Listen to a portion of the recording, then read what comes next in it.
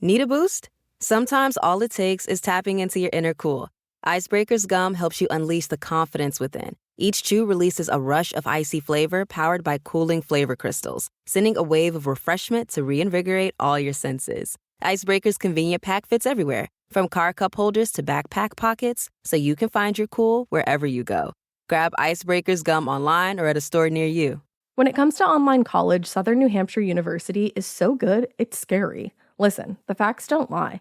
SNHU has degree programs that fit your goals, online classes that fit your life, and real support at every step. And if that wasn't enough, they've got some of the lowest online tuition rates in the U.S. This is an airtight case, you guys. Visit snhu.edu/morbid to get started. That's snhu.edu/morbid. Every good detective needs a partner to support them on important cases. Think of a State Farm agent like your sidekick, there to help you along the way in your search for coverage. State Farm can help you choose the coverage you need, whether it's for your home, car, boat, or even RV. With so many options, it's nice knowing you have help finding what fits for you so you can get back to solving all of life's bigger cases. Go to statefarm.com or use the award-winning app to connect with a local agent and get a quote. Like a good neighbor, State Farm is there. Hey, weirdos. I'm Alaina. I'm Ash. And this is Morbid. Woo, woo.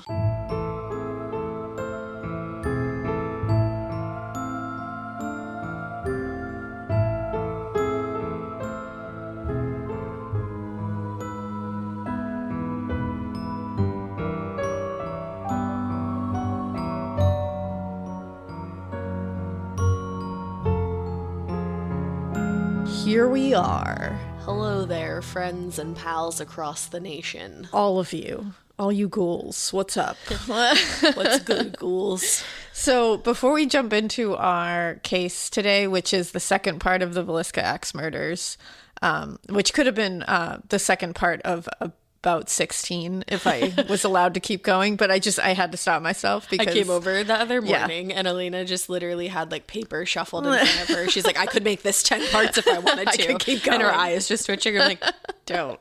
Please don't.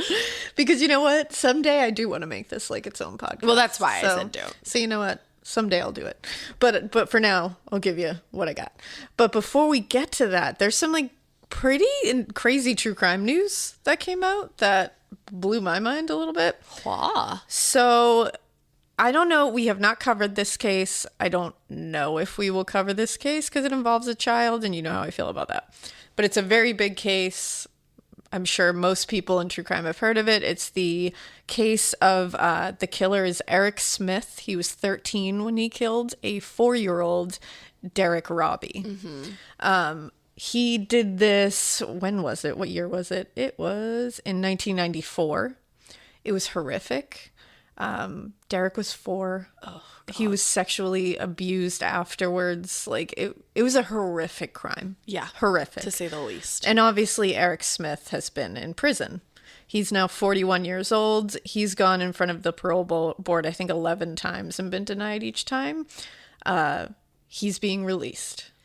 Yikes. He could be released on November 17th. I wonder what changed their mind the 12th time. Yeah, I'm curious. I kind of want to know what everybody else thinks too, because I am very conflicted and apprehensive. Of course, he was a child when that happened. I would like to think that he is a different human being now at 41 years old. He has a clear disciplinary record in prison. Sometimes that can indicate that there's growth there. Yeah. But on the other side of that, this is a horrific crime.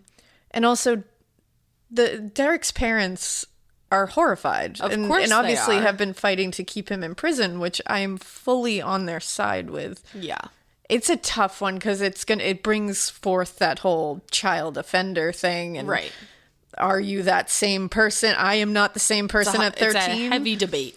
But I also didn't murder someone at 13, which is a totally different personality issue there. Exactly. So it's like, it's a very strange subject. I've seen so many different takes on it, and I'm just curious to see how everybody else feels about it. I'm very apprehensive and I'm very conflicted.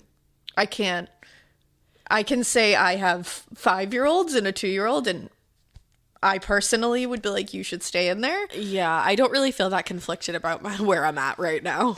I'm conflicted because there is that piece where, do children deserve to be in prison for the rest of their lives when they commit a crime when they're a minor? That's a huge issue in true crime. Of course it is. I think it depends on a lot of factors, and I think it's not black and white. No, well, yeah, exactly. And I think you have to look at it case by case. And I think if you're capable of murdering a 4-year-old, no matter what age you are, that's like a little scary. Yeah, I mean just to say the very least. Well, it's like the Maddie Clifton case.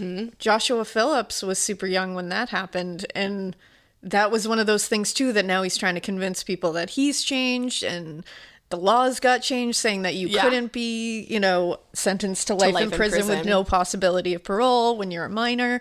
And it's been a huge bone of contention. Like, nobody can agree on it, but it's so weird because you'll read certain things and you research about it and you look at the psychology of it. Yeah. You look at the real basic scientific facts of the human brain at different points of development. Specifically the fact that like your frontal lobe is not developed. So I can see that side of it. And that's the part where you look at it and you say, yeah, like children in prison for the rest of their lives does seem crazy. But then when you look at the crime itself, you're like, I want you to be in prison for the rest of your life. Right. It's like you cannot, at least me, I shouldn't say everybody. Yeah. I get very conflicted and very I don't know where to, because I can literally see both sides. I can stand on both sides. I can stand on the side of, no, children who are minors should not be in prison for the rest of their lives. But then I can sit on the other side and go, but look at the James Bulger case. Yeah. I want them to be in prison forever. And it's funny that you say that, but not funny. So but it's interesting that you say that because that's one of the first things I thought about. Yeah. It's one of those topics I don't think I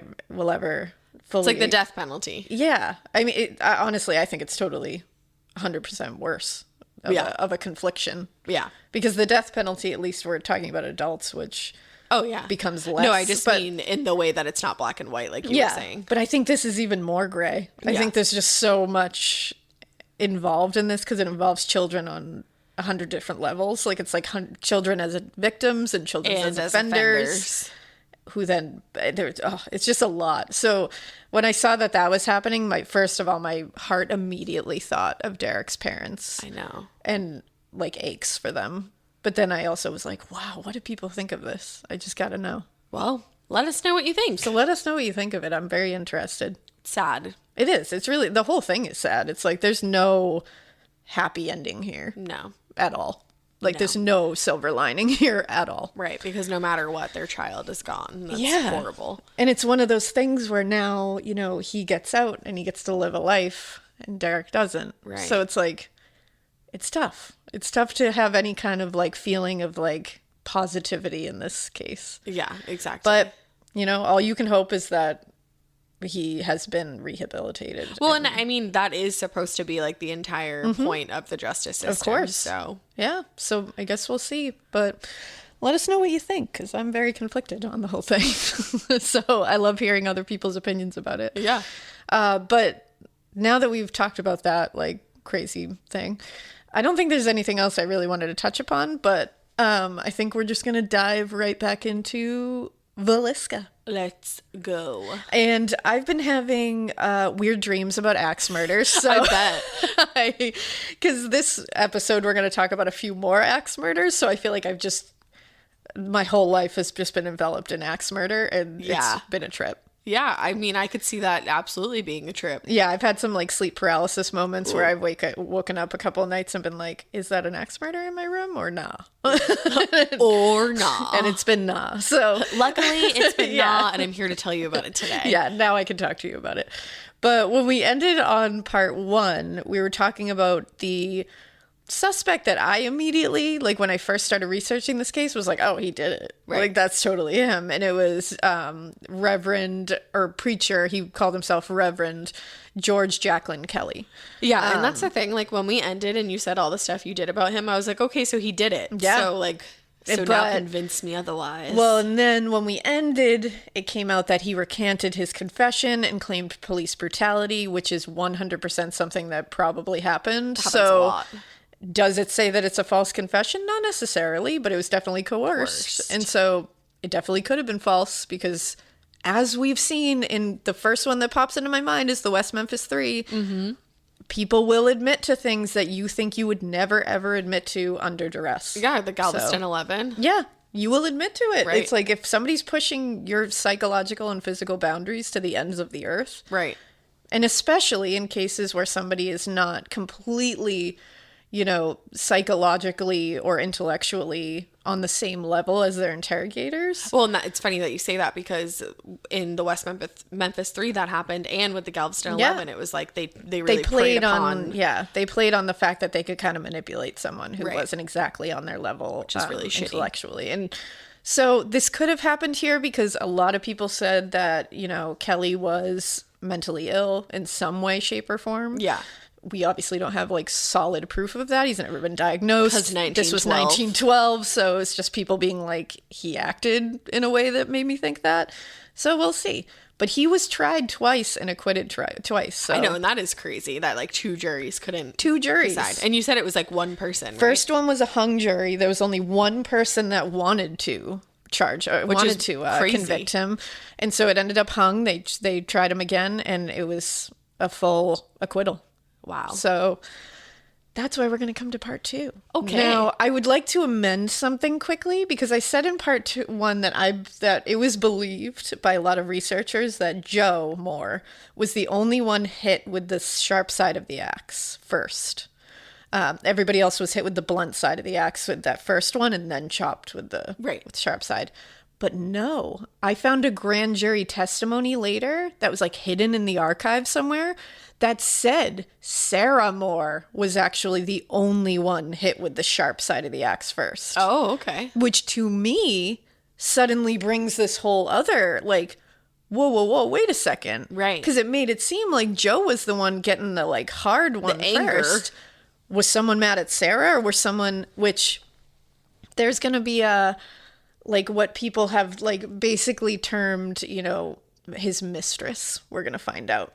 He was not exactly faithful. I don't even think I knew that part of this case, actually. Yeah, this is like a whole, we're going to get into it. So don't worry, like right now, but like right but now. it kind of brings, that's what brought people like really into that theory that like a mistress was involved and maybe they were going after Sarah first and like she didn't do it, but maybe somebody was paid to do it. You know, like there's so many theories involved. I don't think that's the case, but it's very salacious and like people talk about it all the time.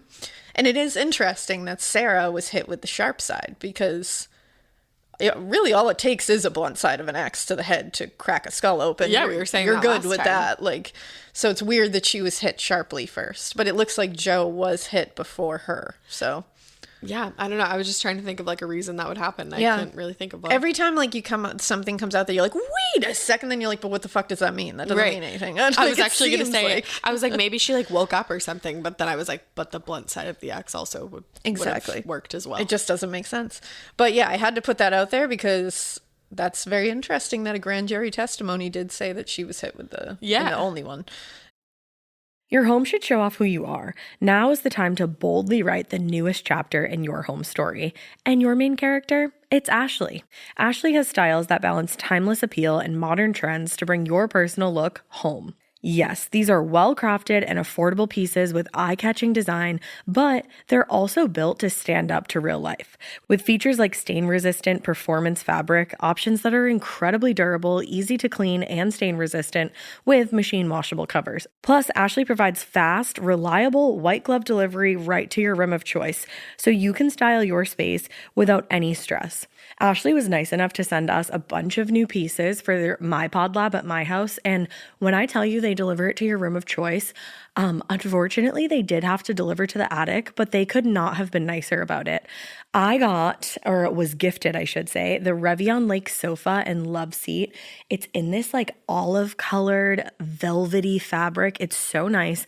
I will say it is so freaking easy to clean because if you know me, you know that I have a white cat and a black cat and then a multicolored cat. The white cat loves to just roll all up on this furniture and leave his hair everywhere, but it's so so easy to vacuum. I also got the Meili coffee table. So I have that, like I said, in my attic, but I'm ready to order another one for my living room because this coffee table is so beautiful. It has this like antique old money vibe to it. I absolutely love it. And then finally, I got 3 actually of the core stone end tables. They have little shelves in them so you can dress them up and, kind of like personalize them to your style. I highly, highly recommend all of the pieces that I got. And I just recommend Ashley in general. It was such an easy process to shop with them, and the delivery, all of that from start to finish. It was awesome. Visit your local Ashley store or head to ashley.com to find your style. Getting paid twice a month doesn't mean money is scarce. It just feels that way. That feeling makes you do weird stuff, like putting things on a card you didn't need to. Earnin removes that feeling. With Earnin, you can access up to $150 per day of money you've already earned, plus up to $1,000 between paychecks. Standard transfers take 1 to 2 business days with no mandatory fees, and expedited transfers start at $3.99 and cap at $5.99. 5 million people are already on it, and honestly, it's wild it didn't exist sooner. Download Earnin on the App Store or Google Play, spelled like earning money without the G. Type in Morbid under podcast when you sign up. It'll really help the show. Earnin is a financial technology company, not a bank. Access limits are based on your earnings and risk factors. Standard cash outs take 1 to 2 business days with no mandatory fees. Expedited transfers available for a fee. Tips are voluntary and don't affect the service. Available in select states. Terms and restrictions apply. Visit earnin.com for full details. Now, let's get into the rest. We have one more really big suspect that remains a suspect to this day. Like, people still think that he did it. Okay. Frank Jones. Now, he was definitely the biggest suspect aside from Reverend Kelley there. From, like, Creeper Kelley.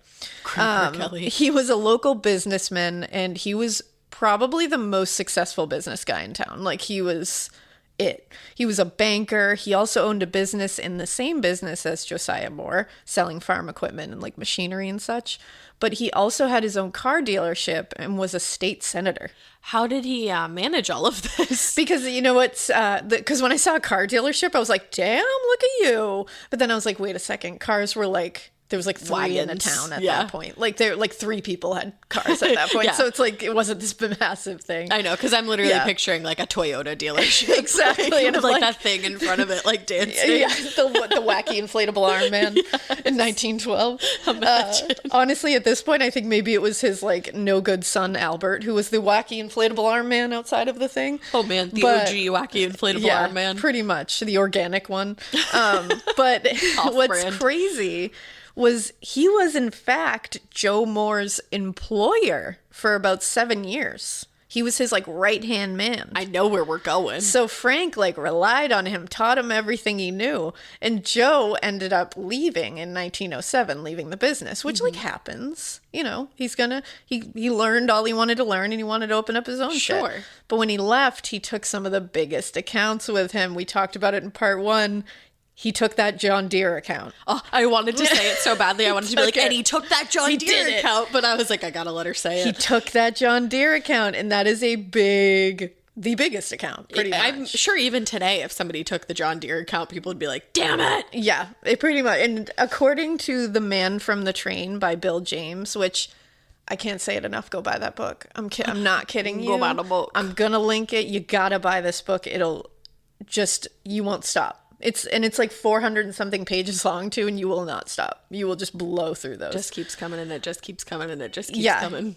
So that John Deere account that he took, that was no good. Yeah. And in the book, he talks about how, this essentially made him his business nemesis at that point, because he opened up the same business and took the biggest account. So everybody's starting to move to that one. It was just a bad blood right away. Yeah. Because if he had left and maybe not taken that account, I don't know if it would have been as bitter as it was. But taking that account, I think, was like the nail in the coffin. It's like Rich Hilton and Mauricio. That's exactly what I was thinking. Yeah. When I read this, I was like, wow. All I can think of is Mauricio. Yeah. Me too. That's all I can think I can convert anything back to Bravo. You sure can. Anything. You sure can. In the book, The Man from the Train as well, they say that Frank Jones was a very upstanding citizen. He was, especially by the standards of the time period, he didn't drink.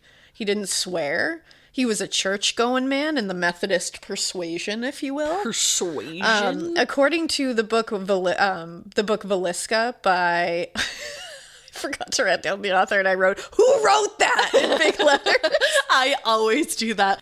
All right, I broke real quick, and I checked, and it's Roy Marshall, and I am so remiss for forgetting that because he's like a very big, like, he's the person for this. Like, he's one of the people that are like huge experts on this case. So Roy, I'm terribly sorry. Roy. But I have so many books in my thing right now. I'll do that when I like write my like quick outline. I'll be like, more on this. And sometimes I'm like, oh, fuck. You're like, oh, I didn't write more on this. And then I go to say it and I'm like, nope. But either way, Villisca by Roy Marshall. Again, I'll link all of these books so you'll be able to see where they get them. But another great book on this case. How many books did you read on this case? At least 4. Iconic. a literary icon in her own right. Literally 4. And then I got so entranced into many blogs, which, let me tell you, a lot of people, like, we scoff at blogs a lot, but like, and like people do, but yeah, these like historians and people who research these kind of things and make entire blogs about them. Oh yeah. And get like real information and have like expertise in an area. Mm-hmm. They can be some of the best things to find, because you look and they cite their sources. Yeah, they all have their like little bibliography. They tell you when it's an opinion and when it's not. Like, there's a couple of blogs about this case that are truly amazingly done. Specifically, whenever I research haunted cases, I run into like a lot of really great blogs. Yeah. I mean, you got to be careful. You got to make sure you're looking at like one that is reputable in any way. Yeah, and you have to make sure like if their sources are listed, you like go check everything out. But the Villisca blogs that I found are really great. I'll link whatever I can because they definitely deserve the views because they're awesome and great wealths of information. But yeah, so speaking of Frank Jones, Roy Marshall in Villisca wrote that he actually led quite an impressive life. He wrote legislature for the insurance practices that are still used today. Oh, that's crazy. He helped form the Iowa Department of Transportation. He was a school teacher at one point. He also sat on the State Board of Education. He also happened to be a huge advocate for prison reform and conservation methods and to produce less waste. Huh. So, like, that's pretty awesome. Like, all of that is like, and unfortunately, no one really remembers him for this stuff, apparently, which if he's innocent is really sad. Well, because it's like, yeah, because his name is tied up in this. His name got totally smeared after this. And you'll see it really took him down. Now, you may be wondering, like, why is he such a huge suspect if he's such a great guy? Because just the business rivalry thing does not at all indicate that you should murder an entire family, including children. Like, none of that makes sense. No. Like, you're not like, yeah, I see that. Like, no. But Joe Moore, so he started his computing business. They immediately became rivals. I mean, people said they would cross the street rather than even talk to each other. Like, they hated each other that much. Wow. And apparently back then it was like they crossed the street. They did not shake hands. Well, and it's also like, imagine how awkward that would be. Like, if you were like walking past each other, like I'd cross one the of you street. just crosses the street. Like, yeah, it's the easiest way to go about it. At least they weren't like fist fighting in public. Right. But is that cause to assume that he murdered or hired someone to murder him and his entire family and two strangers' children? So far, no. In the dead of night. And no. like sexually assaulted one of them, perhaps. Like, and I say no, it's not. It's objectively not. Like, it is not. That does not, that's not a motive. It's just not. If it was just Joe Moore, okay. Business can get crazy. Like, people get crazy. But if the fact that it's the whole family and house guests and like the way it was done, the ritualistic manner in which it was done, the sexual assault of a child and the clear attention paid to Lena Stillinger, none of that adds up. No. Yeah. Absolutely not. But there was a little more that added to the hostility between the two. On top of all this, Joe Moore, like I said, was supposedly not exactly faithful to Sarah at the moment. He was apparently having a very torrid affair with Frank Jones's daughter-in-law. Oh. Her name was Donna Bentley at the time, Donna Jones. Yes, the woman who was married to his son, Albert. Yeah. Now, Donna, I gotta say, she sounds like kind of a hot shit. I'm gonna throw it out there. I think she's rad. Like, I don't love that. Obviously, that's not cool that was happening. But like herself, I'm like, wow, you were really like living for the time. So Was she super young too? she was younger, and she actually lived till 1984. Oh, okay, sister. Yeah, and it would have been a trip to interview her, because I would just want to know about her life and about this whole situation. I'd be like, please just tell me everything. You should have interviewed her at -1. At -1, I should have done it. Hey, So Donna, she was kind of known to have a lot of affairs. She was married to Albert, but she was like, Was it? Do you That's know over if like here. it was like an arranged marriage situation? It was not, but she married Albert Jones, obviously. That's Frank's son. He was kind of like a gross pig, according to every single source that I read. He was like, just, everybody literally describes him as like just useless in every way. Like he was a rich kid. He grew up a rich kid. He didn't feel like he had to really do anything. He was also apparently just like really just not attractive in any way, shape, or form. Donna was beautiful and was known for her beauty. Why did she marry him? But he was also going to inherit the family business and the family fortune right along with it. That'll do it. So people think, like maybe she was getting that paper, and that was probably it. Just secure the bag first. Just secure Work that hard, bag. play hard. And it kind of seems that way. But she was also very flirtatious.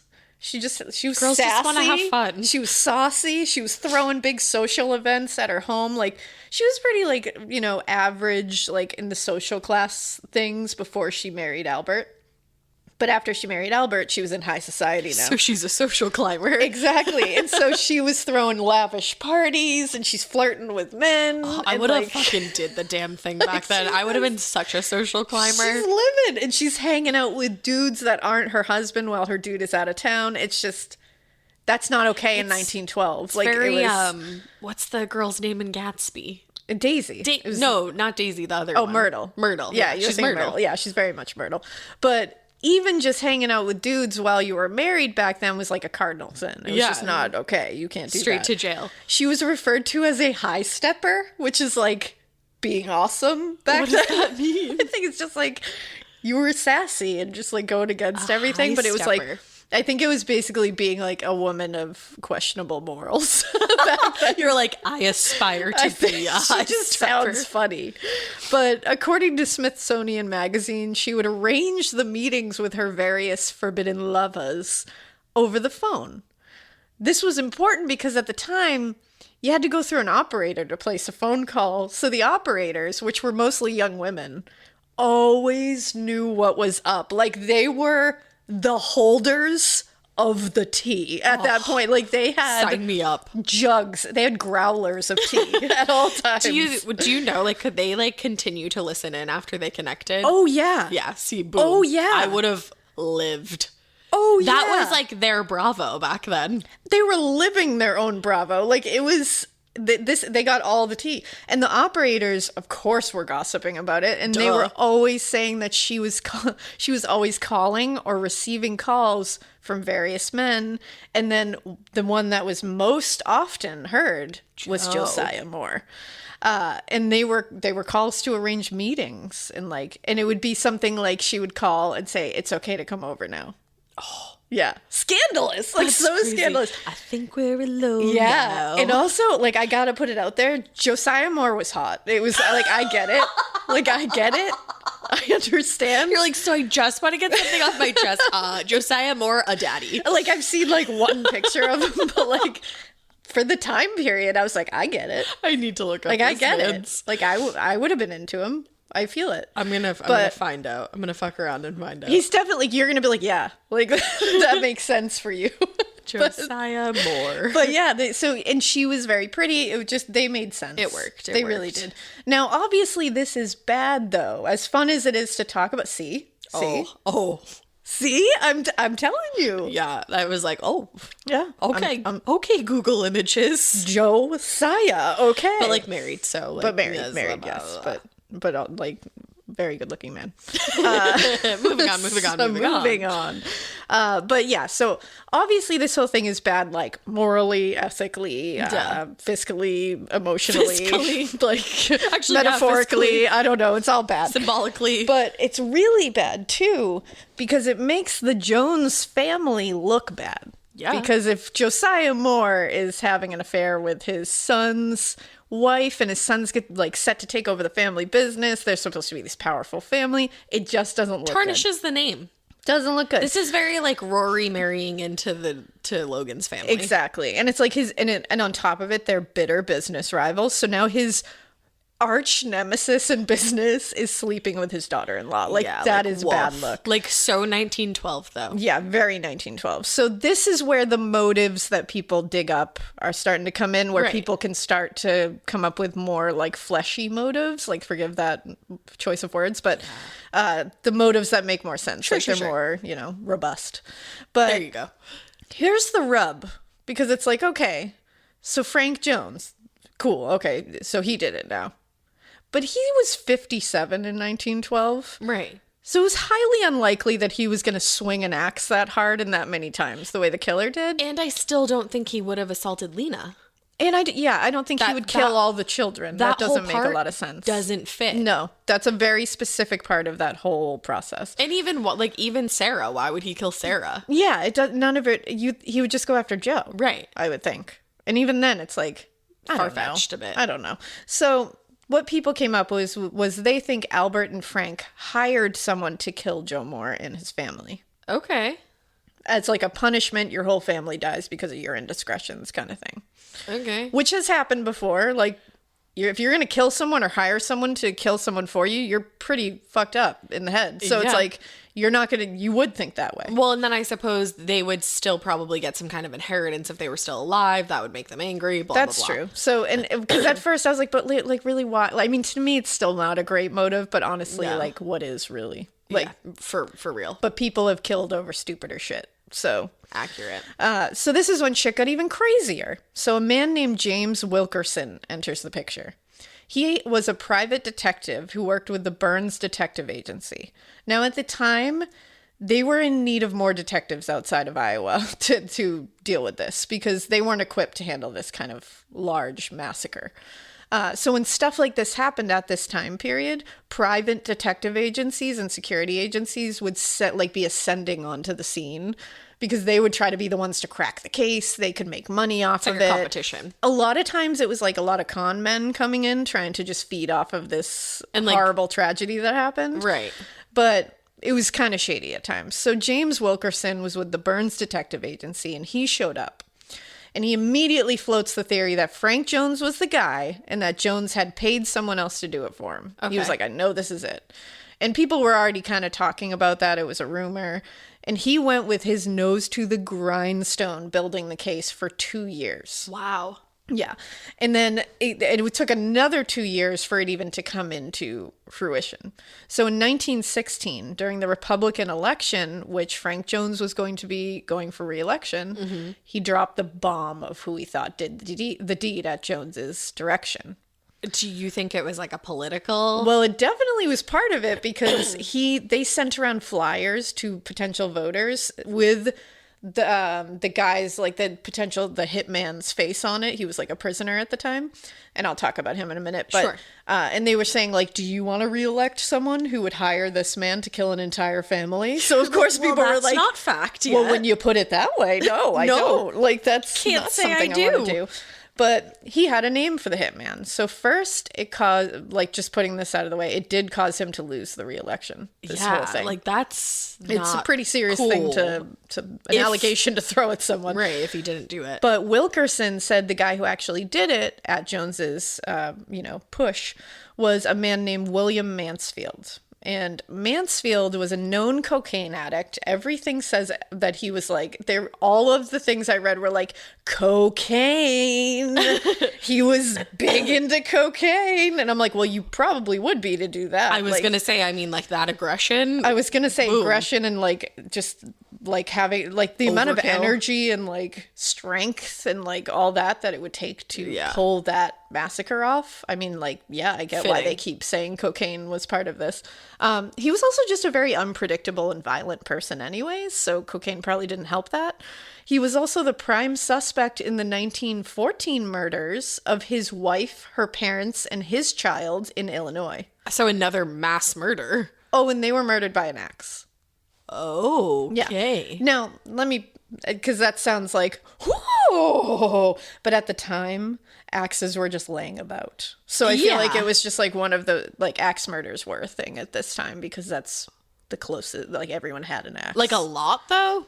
Well, if you read The Man from the Train, you will learn that there's many axe murders that happened during this time period. All right. And I encourage you to read it. I will talk about more. And by the end of feel it, like you should have a handlebar mustache. I feel like stroke at the end of that sentence. you should read about it. Or just like put that in your pipe and smoke it. I should. I'm saying. And after we go through this, you're going to be like, oh, that's a lot of axe murdering that happened at that point. All right. But, you know, it's something to think about. That's all I'm saying. I'm thinking about it. I'm thinking about Not it. axe murdering. No. Just what you said. Wilkerson also believed that Mansfield was responsible for more killings that were similar to the Villisca murders at the time. Those are the ones we're going to talk about.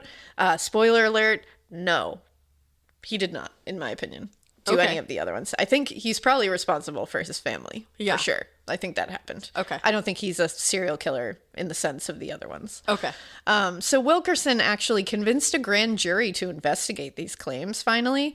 And it was in 1916 that he finally convinced them to. And they did it for like a week. They convened. They looked over everything. They talked to Mansfield.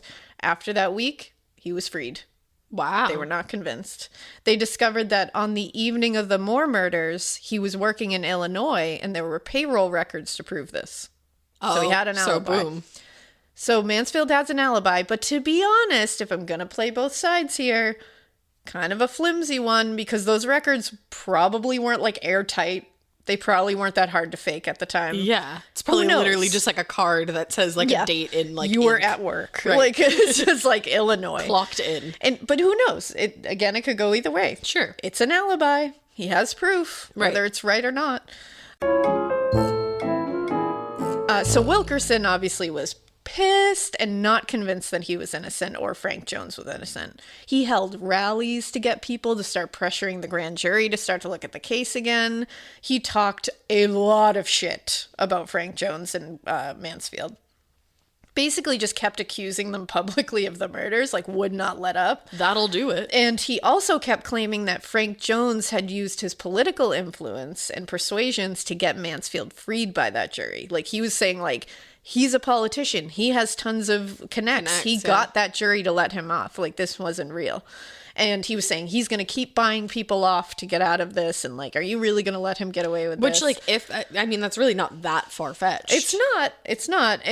But Jones and Mansfield didn't love this, obviously. Yeah. And in September of 1916, Jones launched a suit to get Wilkerson on charges of slander. Yeah. 'Cause he was like, if you're going to keep talking shit, find out. Yeah. So this trial, basically, you know, what it turned into was Wilkerson trying to prove that it's not slander because I'm telling the truth. Right. So the only way that he could do that was to basically prove murder. So it turned into kind of a murder trial against Frank Jones and Mansfield. Right. But like not. It was like still a slander trial. It was weird. So suddenly a lot of witnesses and shit are being called to try to prove that Wilkerson was saying the truth and not slander. Mm-hmm. So they brought in Alice Willard, who was the witness we all would want to see on court TV. I mean, she was just like, she came in with a mug and she was ready to just spill it all over everybody. Everybody's got tea. So much tea. So she lives like a block away from the Moores. And she said 2 days before the murders, she saw strange men walking. Okay, let's have some real talk, just one-on-one for a second. I know you know this feeling. You start your period and the only pad that you have available is uncomfortable. It's like crunchy and weird. We can literally start our car from our phones, but we're still settling for crunchy, uncomfortable pads.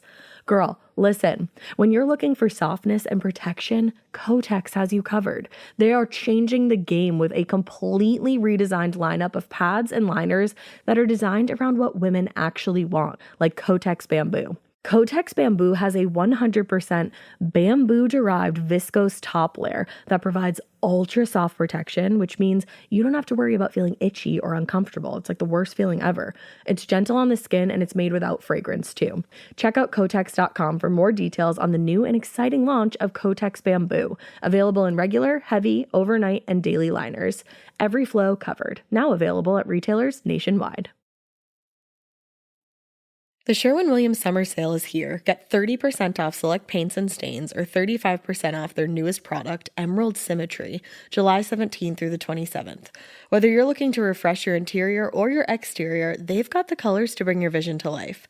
And with delivery, getting everything to your door is easier than ever. Shop online or visit your neighborhood Sherwin-Williams store. Retail sales only. Some exclusions apply. See store for details. Delivery available on qualifying orders.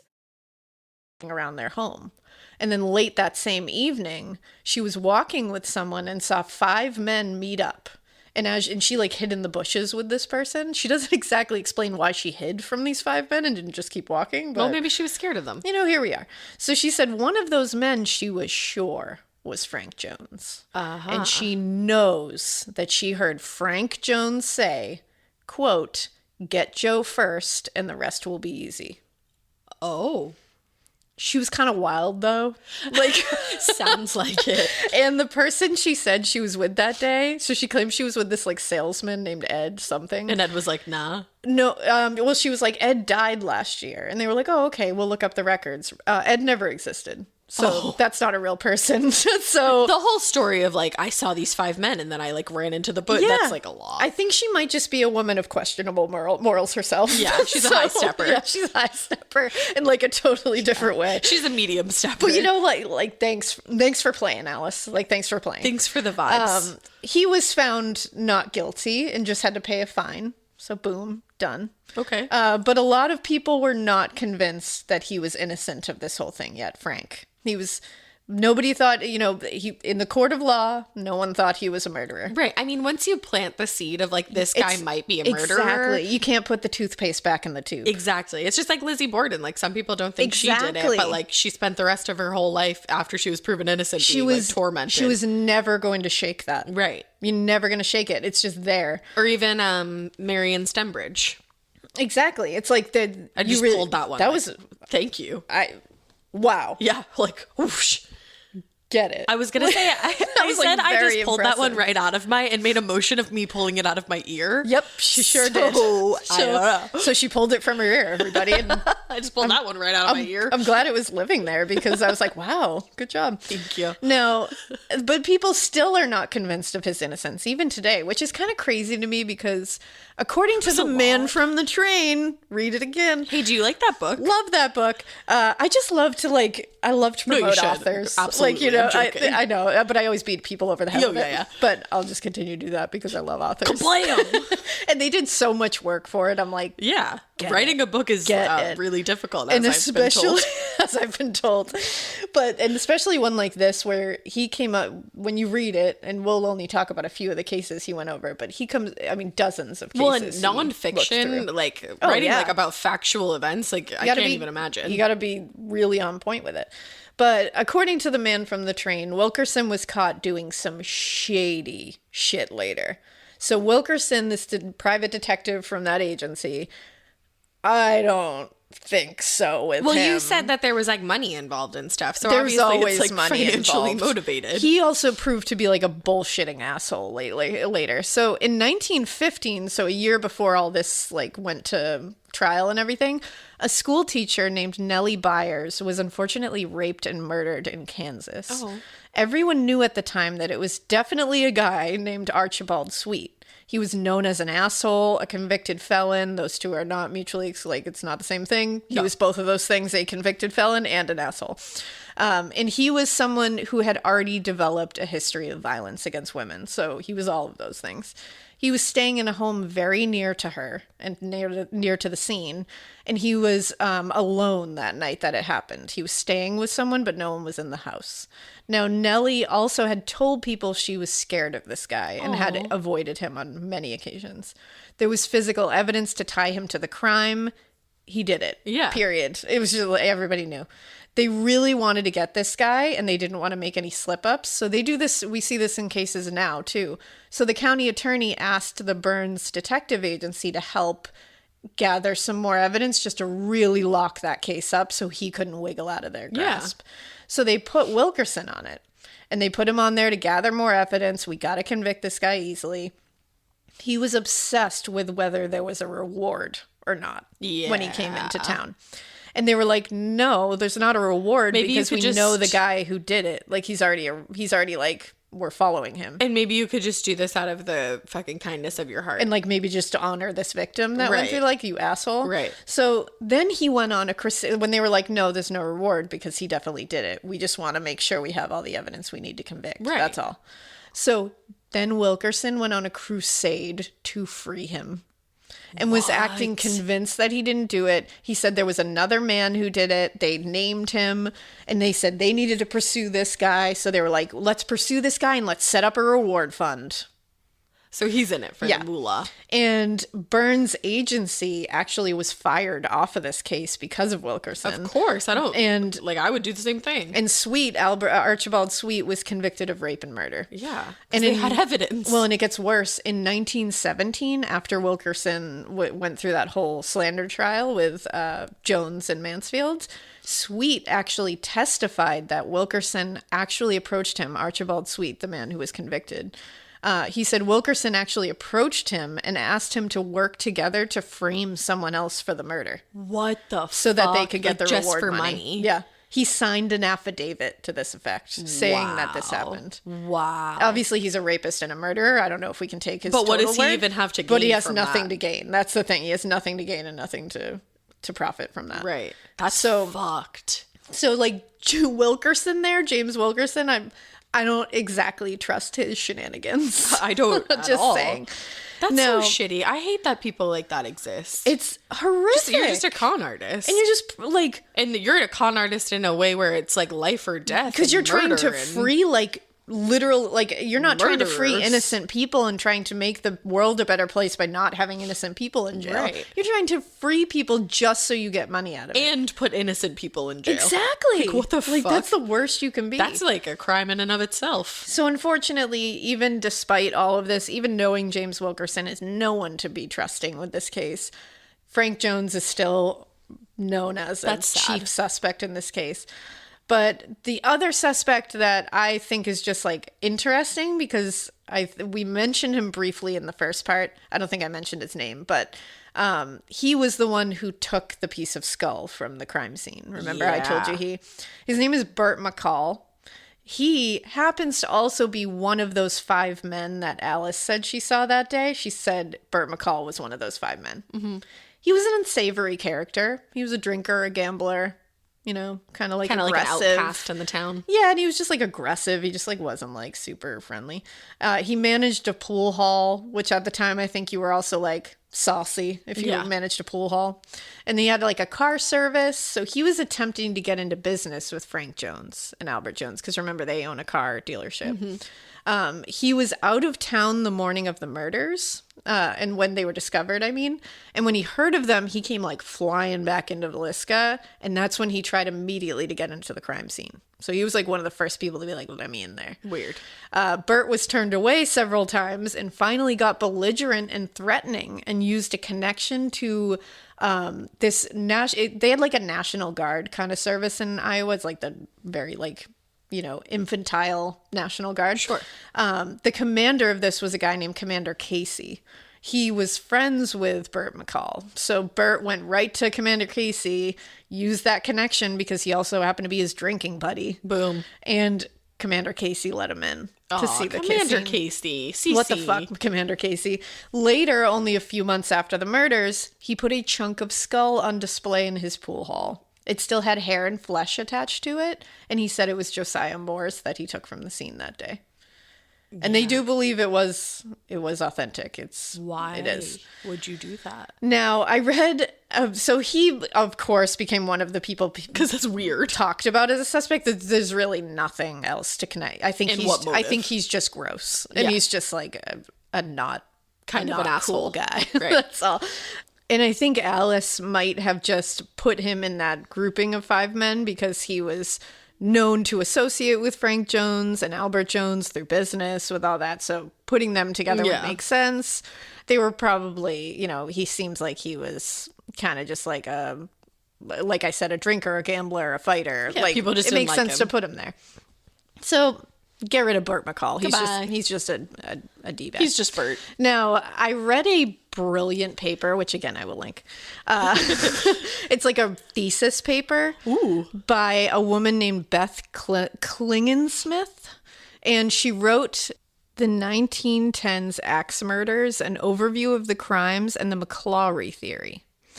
So it dives into the theory that one man was behind all of the or most of the axe murders of this time period in the Midwest, especially. Department of Justice Special Agent M.W. McClawry floated the idea that at least 6 crimes and 15 murders in total were linked. Oh, wow. So yes, there were a lot of axe murders back then. There were. And in The Man from the Train, he adds another 20 into that, I think. Whoa. So it's intense.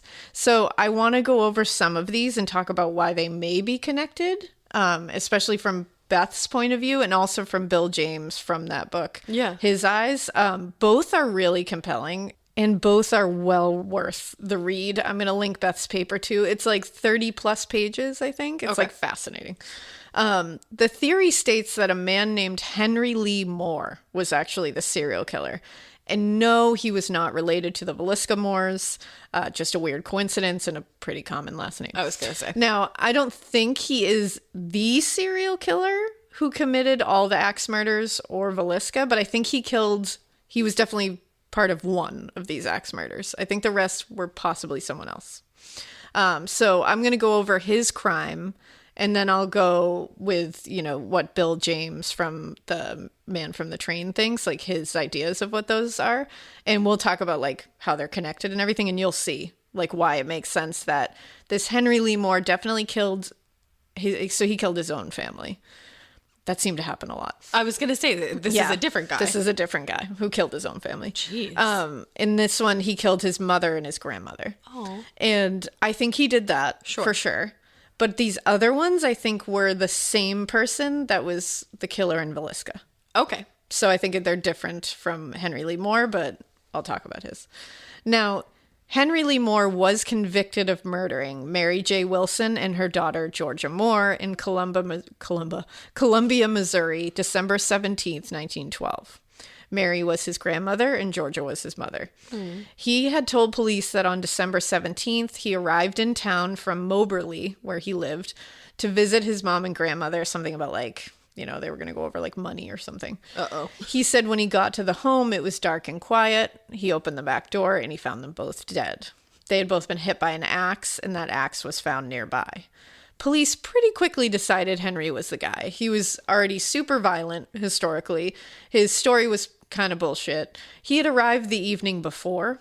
He had not arrived that morning, and he had stayed in a hotel under a fake name in the area. So there you go. He had blood on his clothing as well. Yeah. He also lied. Check. Yeah, he lied about literally everything else in his life. Like, that seemed to be his thing. He was like a pathological liar. Right. During his trial, they found that he was also pen pals with a lot of women and young girls. Like, he was like a very big womanizer.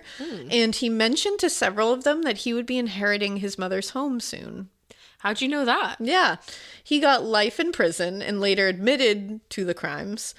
He said he did it because he wanted the house and the property. Wow. So that's a pretty solid, like, here, I did it. There's the motive. Right. Now, it makes sense he did these murders, but like I said, I don't think he's the guy that did the rest. There isn't any similarity aside from the axe here, really.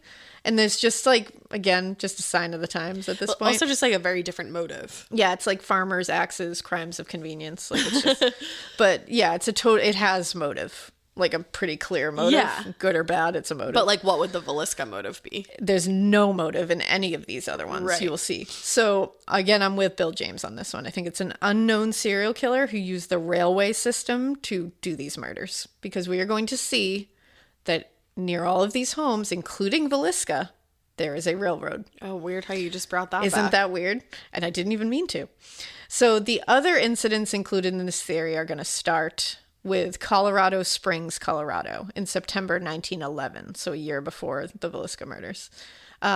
May Alice Burnham, who was 25 years old, and her 2 children, Nellie Emma, who was 6, and John, who was 3. Oh my goodness. They lived at 321 West Dale Street in Colorado. This home was less than 100 yards from the railroad tracks. Wow. So May Alice and her sister Nettie Ruth were like very close. They had dinner every Sunday night together, like a family dinner. Stop. I think her husband was consumptive. He was oftentimes in the hospital, and he was staying in a hospital where they were trying to like get rid of the tuberculosis, basically. So he was not home this night, and he did have like an alibi event. They thought it was him at first, but he was able to prove it wasn't. Okay. Now, May Alice and her sister Nettie Ruth had made plans to get together on Wednesday, September 20th, to get together and sew together because they like did Cute. projects together. Right. She arrived at the home, but all the shades were drawn and it was eerily still. Mm-hmm. She knocked, couldn't get an answer, so she thought, "Oh, May Alice must be at their friend Anna Merritt's home. She's a neighbor, like a couple doors down." So she walked there, and May Alice wasn't there, and in fact, Anna was like, "I haven't talked to her in days, actually," and that's a little concerning. So together, they walked back and used a skeleton key to open the back door, which is literally what happened in Villisca. Yeah, and like how you said, like eerie still, the curtains drawn. Now we have a skeleton key. Now they immediately noticed that the Sunday dinner was still on the table, like had not been cleaned up, was still sitting there, and Nettie had been there Sunday, the 3 days before. Right. She knew something bad had happened immediately. When they went into the rear bedroom, they found the bodies of the mother and her 2 children on the bed. Oh, no. It appeared both mother and John 3 didn't wake up. They were hit in their sleep. But little Emma had tried to escape, it appeared, before being hit by the axe. The scene had all the curtains and blinds drawn, and it was pitch black in there. The doors were locked upon the killer leaving, and there was a bowl filled with water that was bloody where he had washed his hands. That's weird. I don't know if you remember this. Same in Villisca. Yeah. The killer had hung around, washed their hands, also covered some of the bodies with sheets. Okay. Now, police and coroners were immediately called to the scene. And when they arrived to survey the scene, there's neighbors everywhere. They're all coming out because as soon as police cars show up, it's the same now. None of us ever change. We're all going to run out and see what the fuck's going on. So all the neighbors are like, "What is happening?" And suddenly some of the neighbors are like, "That's weird." They're next door neighbors, which is the Wayne family. They were like, "They're not coming out." And then some of the neighbors were like, "Huh, I haven't heard from them in a couple of days, actually." Oh no. So they were like, "Okay." So they entered the home next door and found another axe murdered family inside. Are you serious? So this Right person did next 2 door. in one night? Right next door. Wow. The victims were Henry F. Wayne, who was 30 years old, his wife Blanche McGinnis Wayne, she was 26, and their baby daughter Lula, who was 2. Lula. They were all found in the same bed. They had all been killed with blunt axe blows to the head. Wow. A metal basin was found with bloody water in it where he had washed his hands afterwards, and all the shades and curtains were drawn. Dude. The axe was found nearby for both of the scenes. It was one axe, and it had been borrowed by Henry from a neighbor. And they found it, like, just abandoned nearby, like in Villisca. Again, on scene, too. Like, it wasn't like this person was bringing their own tool. And just like Villisca, no robbery. They were found with rings on, bracelets that could have been stolen. Nothing was stolen from the house. Wow. Clearly, they had been done the same night by the same person. That's too coincidental to even consider they weren't. No. Both scenes had windows where the killer had clearly entered and left through. In the Burnham home, there was ink that was on the windowsill, like a little jar of ink, that the killer had spilled and tried to clean up when they left. So that's how they knew they went in and out of the window. The police were like, "Nope, they're not connected. And they're probably not a stranger." I think it's like probably the husband of Mrs. Burnham. What? Like, right. Okay. Killing it, guys. Killing it. They're not connected. They're literally axe feet murders away. next door where they literally, like, all the curtains are drawn. There's a bowl with bloody water. They were like, it's fine. It's just crazy. Guys, what are you doing? They're like, it's 1911. It's nuts. Yeah.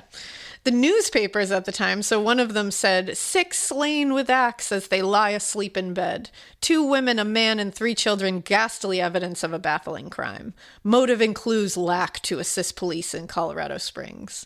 Then it says, murdered in their own homes by some unidentified person who used an axe. The bodies of 6 persons, 3 in each of 2 neighboring houses, which I was like, wow, that's a weird way of saying that. That's very convoluted, but thank you. What did they say? 3 in each of 2 neighboring houses. Yeah. I was like, you could have said that better, I feel. Were found here this afternoon. The heads of all the victims had been crushed, and the appearance of the bodies indicated that they had been dead several days and that death had come while they slept. Wow. Now, the next murders were in October 1911, so only a couple months later, or a couple weeks. Getting scared is one thing. Getting a thrill is, well, you want more of those in your life. The Genesis GV70 is built to thrill, baby. A thrilling yet elegant design always makes driving the GV70 an exciting adventure. Its powerful athletic stance screams performance and turns heads. Everybody's looking at you, girl. Or boy, or whoever. Command the road and experience a class-leading standard 300 horsepower. Oh my God. Plus, discover the different dynamic drive modes for all different terrains. Choose between the different terrain modes for whatever road conditions you may encounter. The Genesis GV70's award-winning technology and performance lets you drive with comfort and drive with confidence all at the same time. It's an exciting SUV with intuitive tech that can make your ride smooth even when the road isn't. And its blind spot cameras allow you to see what's next to you. It's like having eyes on the side of your head. That's pretty iconic. Its performance, by the way, is measured not only in power, but in how it makes you feel confident, sexy. The Genesis GV70. Learn more at genesis.com and feel the GV70. Later, excuse me. The first was in Monmouth, Illinois. So this was Sunday, October 1st, literally like 2 weeks after this one. Jeez. William Dawson didn't show up to his job at the First Presbyterian Church. So the church dudes were worried, and they were probably just pissed that he didn't show up to work. The church dudes. The church dudes. So they sent deacons, I know that. They sent deacons to his home to check on him. William Dawson and his wife Charity and their 13-year-old daughter Georgia were found dead in their home. This home was about a quarter mile away from the railroad. Georgia was found in a position that indicated she woke up and tried to escape, or she was placed in a different way, as we are seeing in Villisca, in the Colorado Springs one, and in this one, we have young girls who are placed a different way. Right. Either seem like they woke up, or they were moved after. Right. Strange. Connected. Yeah. And so Bill James says that this particular serial killer would kill everyone in their sleep, and they would be found where they lay. Just like in Villisca, just in the other ones. They were found in bed, but like I just said, that young girl or some girl in this, or woman in these situations is just in a different way. Right. Just like Lena. Right. That can't be ignored. That's a huge a thing. Coincidence. Like, that's not just like, oh, weird that It's a huge happened. detail in the case. It's a big deal. All the blinds were drawn, the doors were locked, the bodies were covered partially with sheets. There were reports that a lead gas pipe was found nearby, and they thought that was the murder weapon. It had like blood on it. But as Bill James points out, he thinks, sure, it could have been. And it may be that they just didn't have an axe on the scene. Yeah, because this guy comes, like we said, with nothing. He comes with nothing, hoping there's an axe. Because usually there is. He might have assumed there would be an axe. There wasn't. He used a lead pipe. Murder is his intent. Not robbery, not anything else. Right. All he cares about is killing people. Right, and bludgeoning them. If a lead gas pipe works, that works. Right. So October 15th, only a week later, or 2 weeks later, Ellsworth, Kansas. William Showman does not come to work. Another William. He is working at a garage, helping out the mechanic, and also acting as like a taxi for riders of the train. A neighbor of the Showman family, who lives very close to the railroad track, by the way, sees that their dog is wandering the neighborhood all day. Also And- interesting that he worked as a taxi driver for people on the train. Very interesting. So she tries to contact the Showmans to be like, hey, your dog's wandering around. Like, you might want to get him. She doesn't get a response. So she was close with the family. So she called the garage where William worked to be like, hey, your dog's walking around. And I don't know why your family isn't answering the phone. And she gets the information from his employer. Hey, he's not here. He didn't show up today. So she goes to the house and she's like, I got to check on them. It's like Mary. It is. And she finds them all in their beds with their heads demolished by an axe. William, who was 27, his wife, who was Pauline, who was 27 as well. They had young kids, Lester, who was 6, Fern, who was 4, and Fenton, who was 2. Oh.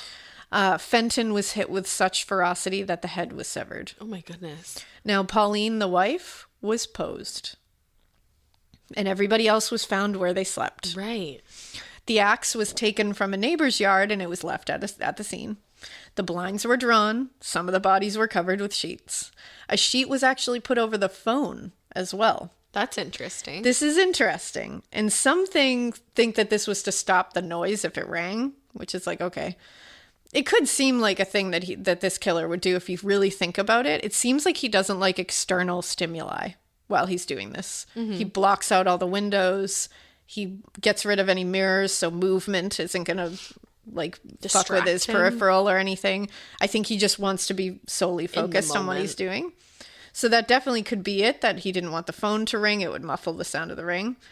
But then some researchers think, and I agree, that he covered this phone because phones at the time had those bells on top that look like eyes. Reflective. No, they look like eyes. Oh. My grandfather, Pa, had one because he worked for the phone company for a long time. I was always obsessed with it. It was this really cool old phone they had in their house. And to me, it always looked like a big face that looked at you. Oh. It has the nose where the receiver is. It looks like a honk nose. Okay. And it's got like things on the bottom that look like a mouth and big eyes on the top. Oh. And He may have blocks out been the covering mirrors. the eyes on the phone like he covered the mirrors so no one was looking at him. That's weird. This is also why he demolishes their faces. And Joe Moore, who was specifically said to be sans eyes when he was found. Yeah. I think he doesn't want humans to be looking at him or anything that looked like it could be looking at him. A mirror, anything. Huh. I mean, it definitely could be it. I think both Interesting, are really good. regardless. Now, there was an oil lamp with the chimney removed, and that chimney was placed under the chair, and the wick was split. Dude, come on. And that was found in a couple of other cases, too. A washing bowl was left with bloody water in it, where the killer washed his hands. Like, hello. Now, June 1912, there was like a big break. At Paola, Kansas, Roland and Anna Hudson, her maiden name was Axe, by the way. Ooh. Axe, A-X-X-E. I just thought that was interesting. On June 2nd, 1912, Roland did not show up for his shift at work. Neighbors were concerned because the evening before there had been a failed break-in at another home on the street.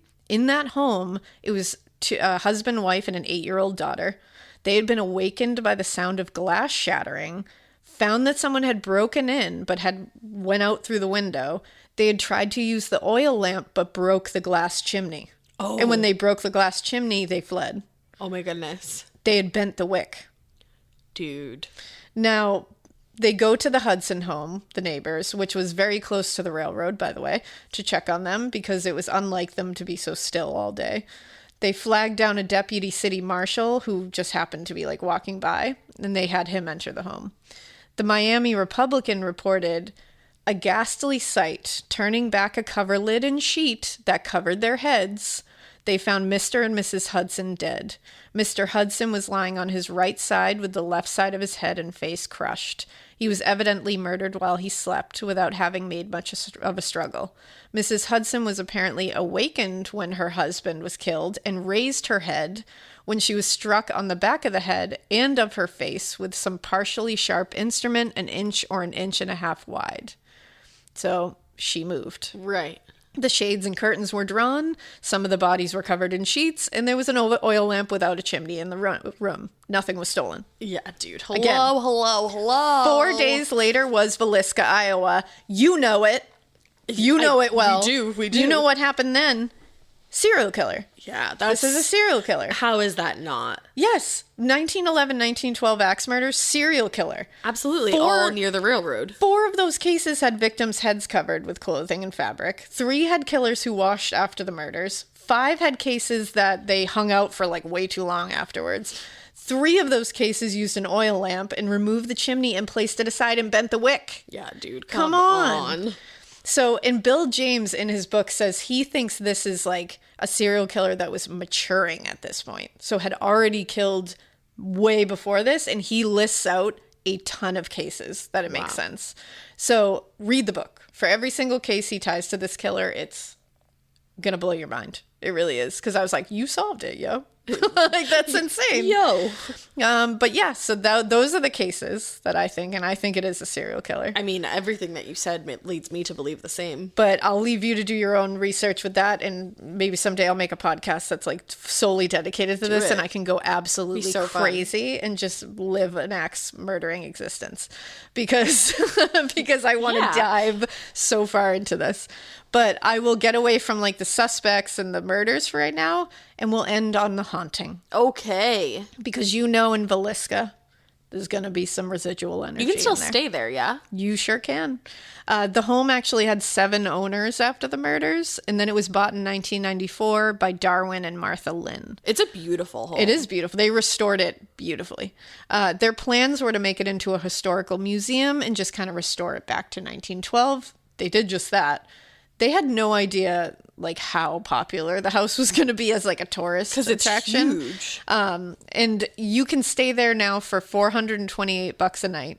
Dang. And it's like the Lizzie Borden Inn where they hand you the key and they're like, Godspeed, brother. And then they just leave you on the property. Is there somebody on the property, though? I don't think so. I think laws vary state by state, but in Massachusetts, they have to be on the property. Somebody might be on like somewhere, but they leave you. Dang. They do that in the Lizzie Borden, but they're like somewhere in the property. They're like on like in the store, I think. So Martha Lynn has said she's experienced a lot of things there, but she refuses to go into specific details because she said she doesn't want to color the guest's experience with her own. So she wants people to go in, feel what they feel, or don't feel what they feel. All right. I don't want to tell you what to feel. She said, quote, I don't know if the murderer is still there, but things have happened that aren't exactly calming. Now, obviously, every single paranormal investigator and television show has been here. Zach Bagans. Oh, you better believe he's been there, of course. I think I mentioned, like, he had a real theatrical time when he went. But there are stories about people feeling, like, a real sense of dread there. I honestly believe that now. Like, if you had asked me this a year ago, I'd be like, well, yeah, everybody was murdered in there. Like, you're just going to walk in and be like, of course I feel, like, bummed at this. But after going to the Lizzie Borden house, it's inexplicable. It's not the anticipatory dread that you're going to feel upon entering a house where a horrible crime has occurred. That happens. You can smell it. It's a different feeling. When we touch it. When we were in Abby Borden's bedroom, I was like, I feel sick. It in there. Like, I don't feel right here. I thought I was going to pass out. Yeah. And my legs, just my legs, were freezing. Yeah, and I feel like Villisca must be even worse. I mean, like, the energy in there must be even more harder. And children. Now, they have toys set up in the kids' rooms, like balls and such, because it's set up how it was at the time. And they put these things in there because a lot of people think that they can contact the kids and the kids will play with them with the toys. Now, a lot of times people will roll a ball and it will roll back, or you won't touch the ball and it will just start rolling at you. And people have tried to debunk it. They can't figure it out. There are tons of videos of this, and they've done it on like a ton of paranormal shows. I've seen it before. Like I said, Zach Bagans has been like all up in here. Yeah. I think he's like stood in front of it in like the beginning of his thing, and he was like holding an axe. Like, it was very intense. It's a little distasteful. Often people will hear kids giggling and playing, or they'll hear entire conversations upstairs. Really? People will also say that sometimes they hear things whispered in their ear. Oh, I hate that. And they've heard things like "do it" and like, or like "get out of here" or stuff like that. But a lot of times they'll hear like a very menacing voice saying like "do it," and like urging them to do something. That's scary. They also, a lot of people say they report feeling their pant legs tugged. No. Like from a kid. Oh. I think all that is well and fine, but the feelings are what everybody really describes the same way. People say if they lie in the beds, especially the beds of the children, they feel like overwhelming sadness. Not sadness of like, oh, I'm laying in a bed and a kid was murdered here. It's like they said they feel like a heavy feeling of dread on them. I don't know if I would want to lay in the beds. Yeah, I couldn't do that, I don't think. There are motion detectors in the home, upstairs as well, and a lot of times when someone's alone or they're downstairs, the motion detectors go off upstairs. Interesting. It happens a lot. That also happens in your house, so that's fun. I know, that happens a lot in my house. Now, luminol. Luminol and UV lights detect an outrageous amount of blood splash and spatter on the walls, ceilings, and floors in the home. Still? It's like super unsettling. It's obviously they cleaned it initially when it happened, but back then in 1912 you just wiped it visually down. Clean. Right. And blood stays, stained. and even when you paint over it, you can find it again. You can bring it through. I didn't realize that it could last that long. Blood can still be seen, and there's like pictures where you can see like the ceilings are just, there's splash marks on the ceilings. I don't know if I could go. Now, I definitely could, but it's like really upsetting. So November 7th, something crazy happened. November 7th, 2014. A 37-year-old man named Buck was staying in the home with his mother and stepmother, doing what they referred to as a recreational paranormal investigation. People do it all the time. Yeah. They were in different places around the home, and his mom and stepfather were outside. They were communicating with walkie-talkies and things like that. Suddenly, around 12:45 a.m., which is when they think the Moores were being killed, the mother and stepfather get a call through the walkie-talkie for help from Buck. He's like screaming for help. He was in the downstairs bedroom where Lena and Ina were killed. They found him laying on the bed with a stab wound in his chest. He was legitimately brutally stabbed in the chest with a knife. What? There was a knife in his chest. What? They had to call 911 from the Villisca Axe Murder House, and he was airlifted eventually to a hospital in Omaha, Nebraska. He was in intensive care but released, and it was determined the stab wound was self-inflicted, but no one can figure out why or where the knife came from. Like, they don't think you just like carried it in with him? Well, Like, they it was, think like, that in his he doesn't pocket, or- remember doing any of this. And he said he doesn't. So in a nightmare, like, I know it sounds weird, but like he legitimately stabbed himself in the chest. Like, this wasn't like, oh, I felt something poke me. Yeah. He stabbed his own lung. Like, he Yeah. collapsed a lung. Yeah.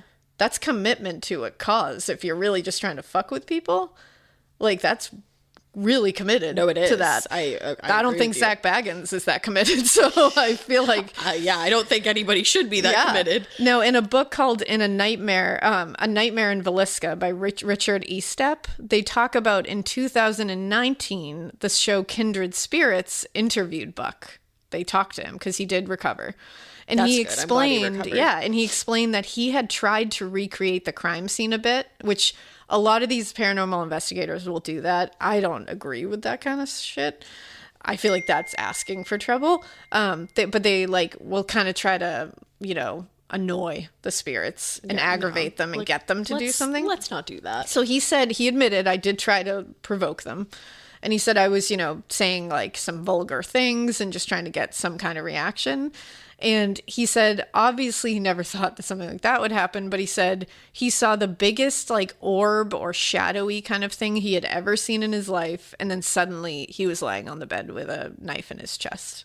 Interesting. And he remembers waking up with a breathing tube in the hospital. He doesn't remember anything between that. And did he say like, I didn't bring a knife He with me? maintains that he didn't do this to himself. I don't know what his stance is on like why he would bring the knife or whether he remembers bringing the knife. Right. But he said he maintains he didn't. Getting scared is one thing. Getting a thrill is, well, you want more of those in your life. The Genesis GV70 is built to thrill, baby. A thrilling yet elegant design always makes driving the GV70 an exciting adventure. Its powerful athletic stance screams performance and turns heads. Everybody's looking at you, girl, or boy, or whoever. Command the road and experience a class-leading standard 300 horsepower, oh my god, Plus, discover the different dynamic drive modes for all different terrains. Choose between the different terrain modes for whatever road conditions you may encounter. The Genesis GV70's award-winning technology and performance lets you drive with comfort and drive with confidence all at the same time. It's an exciting SUV with intuitive tech that can make your ride smooth even when the road isn't. And its blind spot cameras allow you to see what's next to you. It's like having eyes on the side of your head. That's pretty iconic. Its performance, by the way, is measured not only in power, but in how it makes you feel confident, sexy. The Genesis GV70. Learn more at genesis.com and feel the GV70. Not do this to himself. That he was like, it happened. Like, I physically did it, but I did not intend to do this. Okay. Like, I didn't go in there thinking I was going to do this. I just don't understand why he would have had a knife in the first place. No, none of it makes any sense, Yeah. but it's still a very strange Bizarre thing Of that course. happened in that house. Whether it's, I'm not saying it's the house that made him do it. No, of course not. But it's another strange thing that happened in that house where somebody stabbed themselves in the chest. Yeah. And like collapsed a lung. And he said and he also says there's a lot of creepy EVPs from that night. And like that were saying menacing things, and his parents have those and whatever. But that's a really strange thing that happened in 2014. It's something that people are still like, what the fuck was that? Because even if it's not like the house made him do it, it's still a very dark thing that happened in that house. Yeah, of course. Like, why would Just someone? adds Why to would it. It's just very strange. So that is the last thing that I'll talk about that happened there. But the last thing I just want to touch up on is that you can go to this house still. You can see the original axe displayed. Wow, they have it in the house? Yeah, not in the house. It's at the Historical Society, and it's behind glass and all that. It was acquired by Dr. Edgar Epperly, who is an expert on the case and the history. He actually got the axe from someone else. And it was this whole thing where, like, I read that no one wanted to, like, receive money for this axe. Like, they didn't want to sell it between each other. Of course not. So he gave him, like, a box of chocolates for it. So they say, like, the axe was sold for a box of chocolates. It's, like, this weird story. Now, he had it at his home for a long time. And he would bring it out for events. Ash is so horrified by this whole thing. I like shook my head no because She keeps just going, no. Like the whole... I would not want that axe at my house or in my presence. It was, he had it at his house. I am a big believer in energy. Yeah, I know this is not your... I'm not judging anybody. It freaks me the fuck out. Yeah, apparently Dr. Epperly was okay, though. Yeah, I'm glad. Yeah, and he would bring it out for, like, documentaries, and yeah, they would have, like, historical festivals in the town where he would bring it out and put it on display. And then finally he wanted to donate it officially to the Historical Society, because he said, and they all say, even though this is a huge tragedy, it's something the town is known to have in its past, and it's such a huge piece of history. Yeah, you can't just forget it. You can't just forget that it happened. It happened. Not. And technically it's unsolved. So it's like, yeah, it's got to stay. Solve it. And it's no longer considered a piece of evidence at this point because it's been that long. Yeah. But yeah, he donated it in October 2006, so you can see it if you would like to. I believe the cemetery is also only like a 10-minute walk from the house where the whole family is buried. Aww. So it's the same kind of thing as the Lizzie Borden house. You can go see the graves of the people who were we didn't get lost to do that there, and then you can try to stay in the house. I don't know. After Lizzie Borden house, I feel like this would be intense. I do want to see this house really bad, though. I think this one is one that I would go see. I don't know if I could spend the night in that house because I literally did not go to sleep in Lizzie No, and she Borden's did not house. allow me to go to sleep. Why the fuck would I let you go to sleep? I What, am know. I going to sit up there alone and talk to the spirits? There were several times I tried to fall asleep on that couch, and you would not hate let you. me. No, I'm not. No. I wanted to. Alina wants to go back, and I'm like, yeah, we can go back, but like again, You're staying up all literally not going to sleep. And I was like, damn it. No, it was fun. Like it is interesting. Yeah. And it's like a fun, they make it into an experience. Exactly. Because, we're far enough removed from the actual crimes that now we can talk about it in a historical way. Yeah, and somebody asked where our room was actually in the Lizzie Borden house. We were in the attic. We sure were. But we literally went there on the tour. Yep. Left our bags there, got them the next morning, and that was about the amount of time we spent there. The entire time the entire night we were in the parlor. We were in the living room Yeah. where Andrew Borden was killed, and we were sitting on the couch the entire night. And there's a fucking mail slot in that house, and you could hear it, I think, during and the recording. wind kept whistling through the mail slot. Because not only did we go to the Lizzie Borden house in Yeah. October, we went to the Lizzie Borden house in October on a dark and stormy night. Yeah, like a monsoon was happening. It was not just raining; it was a fucking monsoon. They left us lanterns because In they case were the like, power went out. when they left, they were like, power might go out. Here's some lanterns. I was like, are you fucking kidding me? It hadn't started storming yet, and I was like, wow, like that's cute. And then like, it started storming. And then it was like, ka-krum. And you were like, oh, we And I might was like, need those. I'm gonna pee my pants. Yeah, it's a trip. So that is the Villisca Axe Murders in my discussion of them, That was incredible. as abridged as I could get it. I applaud you because Thank that you. was a really interesting case to sit here and listen to. So It's fascinating. thanks for your research So, skills. Thanks. So hopefully I gave you something, different, because I know this case is talked about a lot. So hopefully you got a little bit of different perspective or I absolutely information out of it.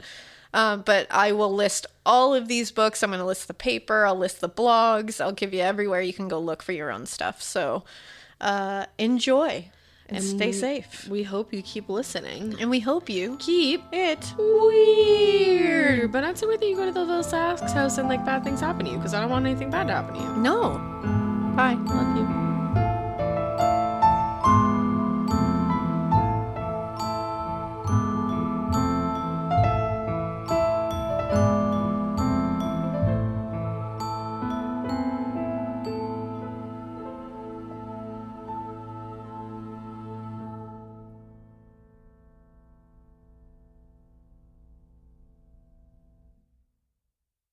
I like things my way, my coffee, my schedule, and my treatment. So I talked to my doctor about self-injecting with the Vyvgart Hytrulo pre-filled syringe, which contains efgartigimod alpha and hyaluronidase QVFC. It's injected under your skin, subcutaneously. It means I can inject in my space, on my time. It's my treatment, my way. Visit VyvgartMyWay.com. That's VYVGART MyWay.com. And talk to your doctor about Vyvgart Hytrulo. Brought to you by Argenix. You've tried melatonin, the white noise machine, the blackout curtains, the magnesium, and you're sleeping fine. Not great, just fine. At some point, you have to consider the 4-year-old pillow is doing more damage than the magnesium is fixing. Coop Sleep Goods is running a bundle sale July 9th through the 20th. The starter bundle is the move. 2 pillows plus a sheet set, 40% off. And we're not saying it'll fix everything. We're just saying you've tried everything else. Coop's pillows are adjustable, designed to fit how you sleep, not just tolerate it. Mix and match any 2 pillows at 25% off or go all in on the starter bundle. One real upgrade beats 6 mediocre ones.